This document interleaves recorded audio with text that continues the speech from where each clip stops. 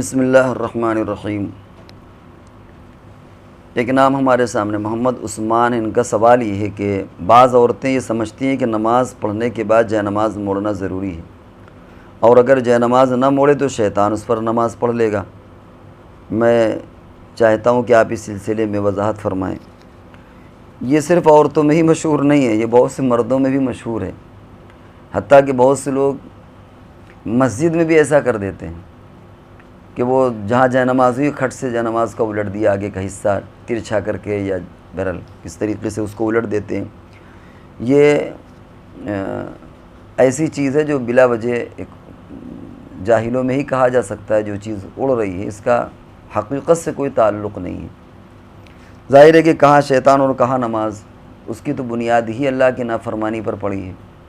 शैतान और नमाज ये चीज़ें मुमकिन नहीं है। शैतान नमाज कैसे पढ़ने लगेगा? उसने तो अल्लाह से पंगा ही लिया है, उसने बगावत ही की है कि हम न खुद आपकी इताअत करेंगे और न आपके बंदों को करने देंगे। तो ये जो जाहिलों में मशहूर है, इसका ताल्लुक़ ऐसा कुछ नहीं है, शरीयत से इसका कोई ताल्लुक़ नहीं है। ये खुराफात वहमियात के कबील से है। ऐसे ख़यालात या ऐसी चीज़ों को पालना या इन चीज़ों को दूसरों को बताना, ये सब खुराफात के कबील से है और ऐसा कुछ नहीं है। आप चाहें तो उसे मोड़ें, चाहे तो ना मोड़ें, चाहे लपेट करके रख दें, ऐसा कुछ नहीं है। हाँ, अलबत्ता बाज़ लोग ये कहते हैं कि साहब मालूम हो जाता है कि नमाज़ पढ़ चुके हैं इसलिए मोड़ दिया जाता है।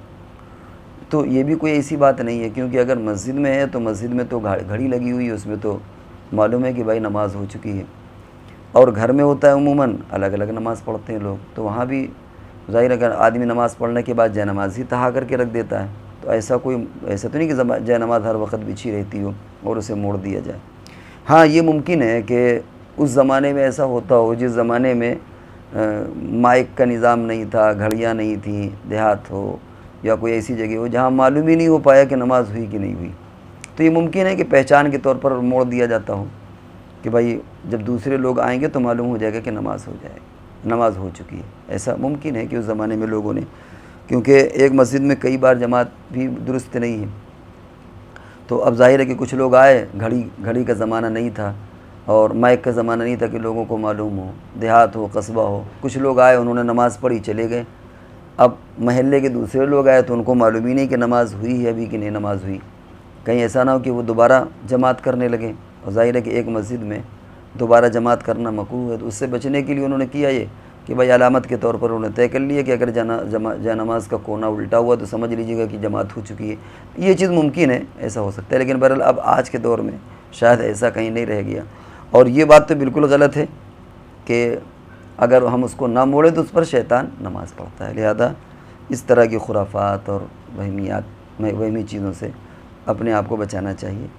और अच्छी बात है, अगर कोई बात आए तो उलमा से इस तरह के मसाइल भी पूछते रहना चाहिए।